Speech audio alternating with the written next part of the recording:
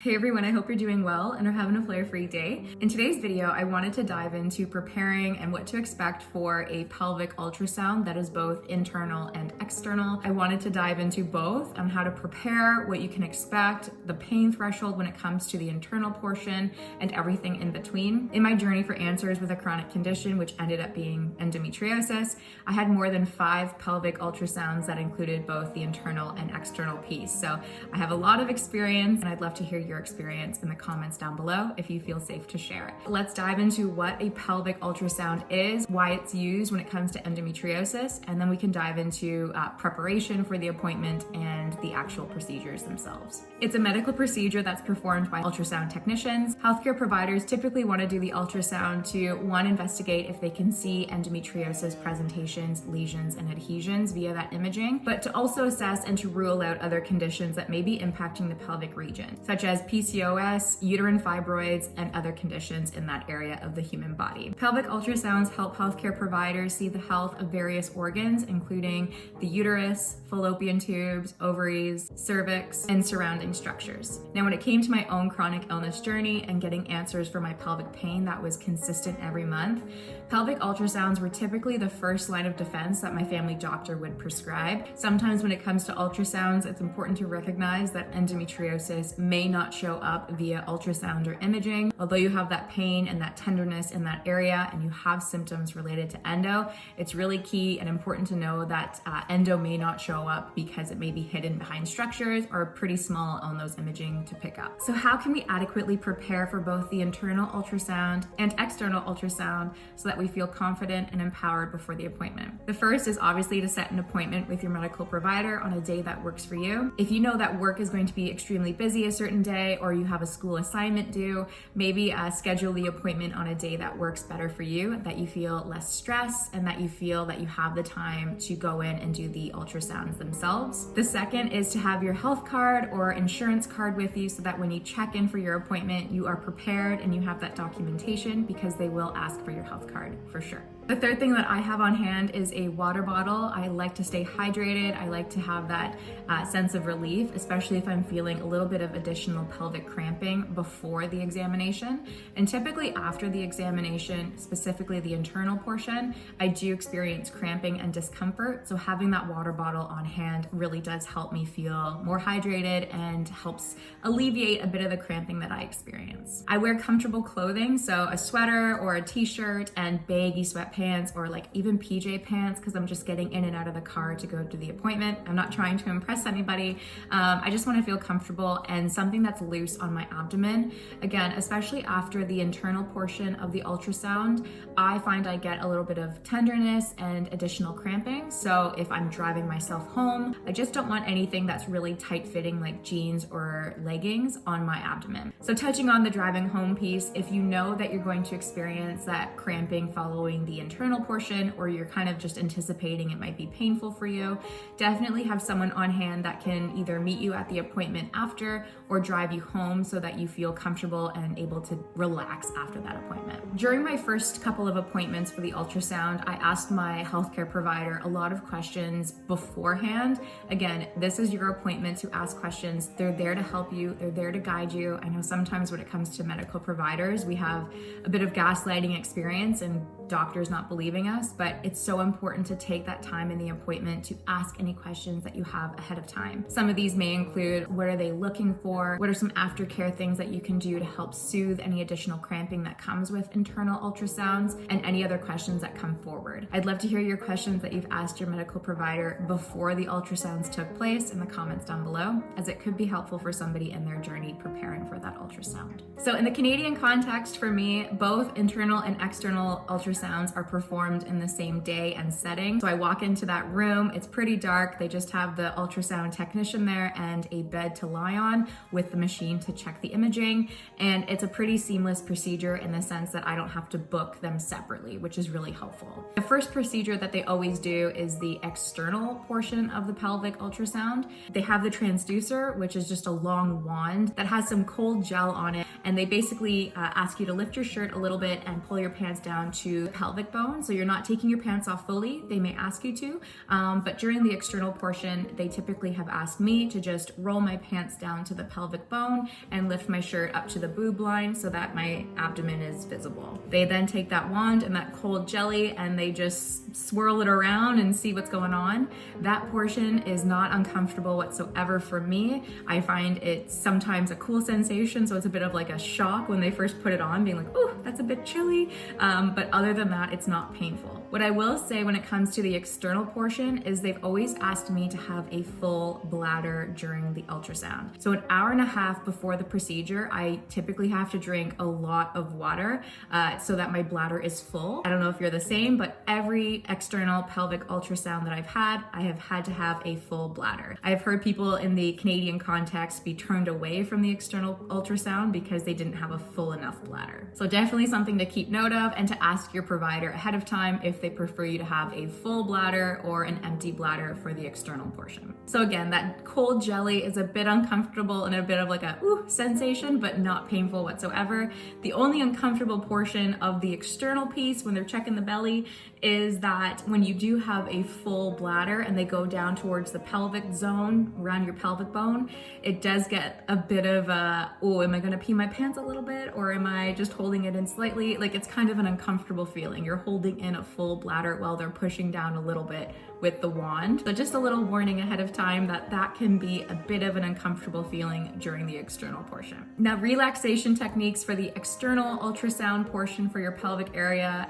Typically I have a dark room for the imaging, so that's really nice to kind of have a calming atmosphere instead of bright medical lights on me.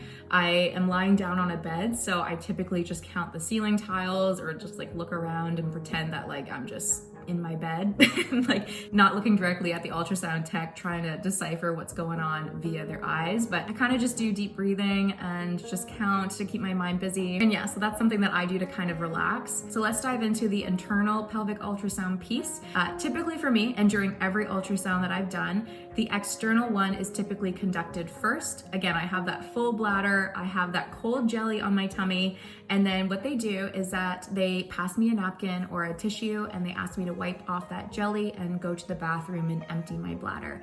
For the internal portion of the exam, they want an empty bladder typically. But again, for your ultrasound and appointment, it's really important to just confirm that with your healthcare provider and the clinic that you're going to, if that's the procedure that they want to go forward with.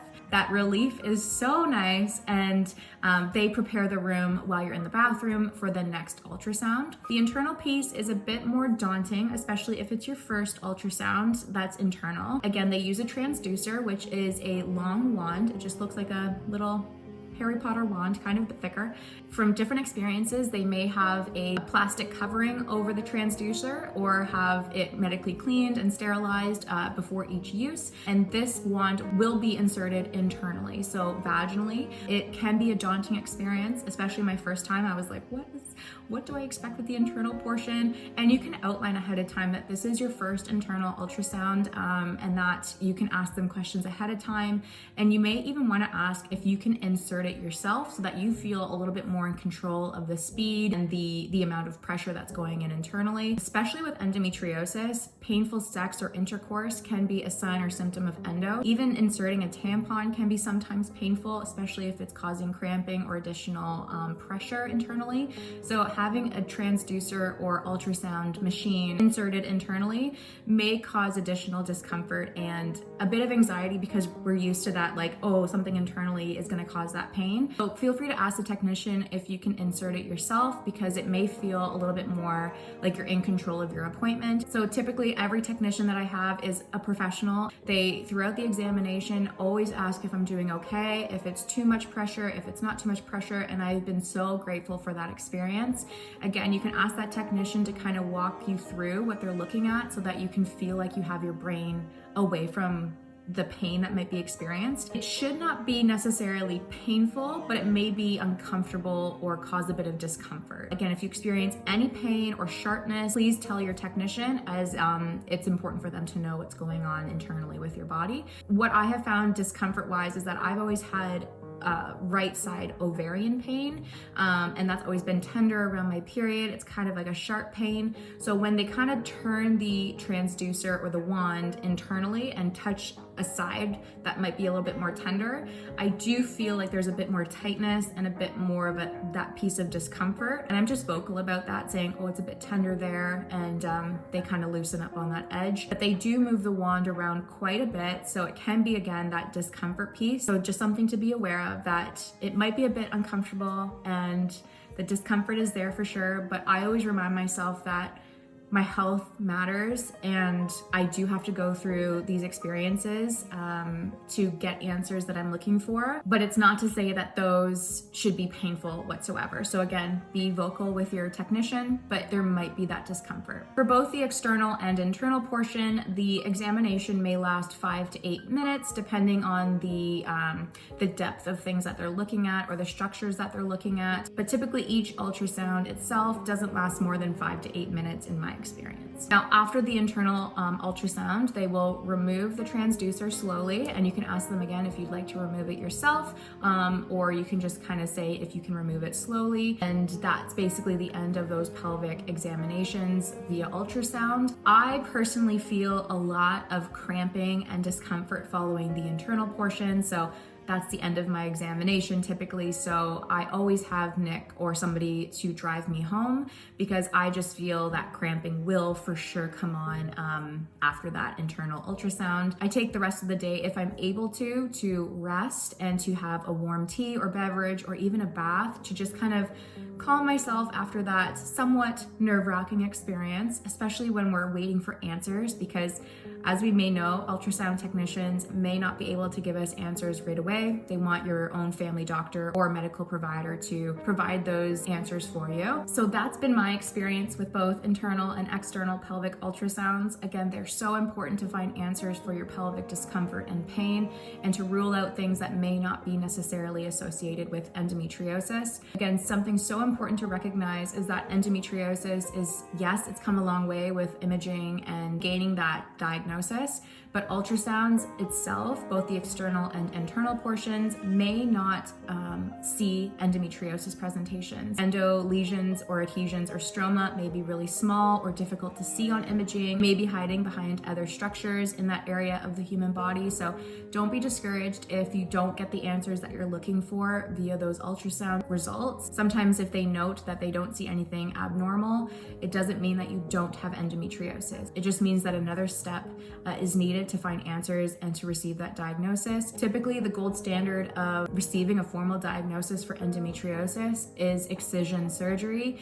Surgery is a huge decision to make for your body. Surgery has risks to it as well. So just really sit down with yourself and see if surgery is an option that you want to go forward with. And please make sure that you talk to your medical provider about any additional steps that you can take to find answers for your pain. And that if you do opt for a surgical option, that it is performed by an endometriosis specialist in your country. You want to make sure that the individual performing that procedure that is specifically looking for endometriosis is trained to do so, and a regular OBGYN is not necessarily trained to do so. So with that, I hope that this video has been helpful. I am thinking of you, and just know that you are not alone in these experiences. I'm getting emotional for some reason, but sometimes laying in that bed in a dark room with somebody that you've never met before, that's a pretty intimate experience, especially with that internal ultrasound piece.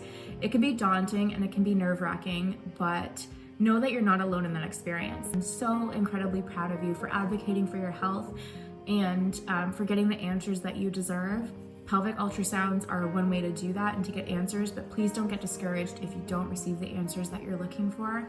Again, I'm so proud of you, and I could keep saying it, but it takes a lot of courage and a lot of energy to get answers for our own health and our own body. And it can be discouraging, and it can be isolating, and it can be uncomfortable physically and emotionally. But I'm here with you, and someone on the internet cares about you so much, and I just am so proud of you. If no one's told you this, know that I know what you're going through, and I'm so proud of you. So with that, I cannot wait to talk to you on the next one and be maybe less emotional about it. But with that, I hope you have a great rest of your day, and feel free to comment down below if you've had an ultrasound or you're preparing for one. I'd love to hear how it goes.